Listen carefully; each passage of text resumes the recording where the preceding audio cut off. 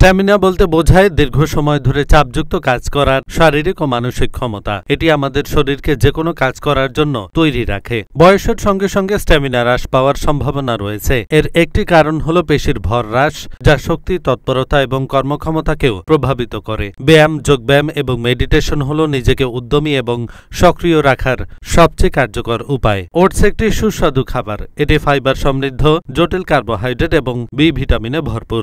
এসব উপাদান শক্তি এবং দৈনন্দিন কর্মক্ষমতা বাড়াতে কাজ করে। ওটস প্রাকৃতিকভাবে গ্লুটেন মুক্ত, যে কারণে গ্লুটেন ইনটলারেন্স বা সিলিয়াক রোগে ভুগছেন এমন ব্যক্তিরা ওটস খেতে পারবেন। দিনে একটি কলা খেলে তা ডাক্তারকে দূরে রাখতে পারে। এই মিষ্টি ফল খেলে ভিটামিন বি6, ফাইবার, পটাশিয়াম, ম্যাগনেসিয়াম, ম্যাঙ্গানিজ এবং ভিটামিন সি সহ আপনার অনেক পুষ্টির প্রয়োজনীয়তা পূরণ করে। এটি শক্তি বাড়ায়, চর্বি এবং কোলেস্টেরল কমাতে সাহায্য করে। কাজু বাদাম স্বাস্থ্যকর ফ্যাটের একটি সমৃদ্ধ উৎস, যা কেবল হৃৎপিণ্ডের জন্যই ভালো নয়, মস্তিষ্কের স্বাস্থ্যের জন্য উপকারী। এছাড়াও এটি প্রোটিন, আয়রন, পটাশিয়াম এবং বি ভিটামিনের একটি ভালো উৎস, যা শক্তি উৎপাদনে এবং স্ট্যামিনা বাড়াতে সাহায্য করে। ডিম হল আয়রন, ফসফরাস, সেলেনিয়াম, কোবালামিন এবং ভিটামিন এ, ডি এবং বি6 সহ প্রোটিন এবং প্রয়োজনীয় মাইক্রোনিউট্রিয়েন্টের একটি বড় উৎস।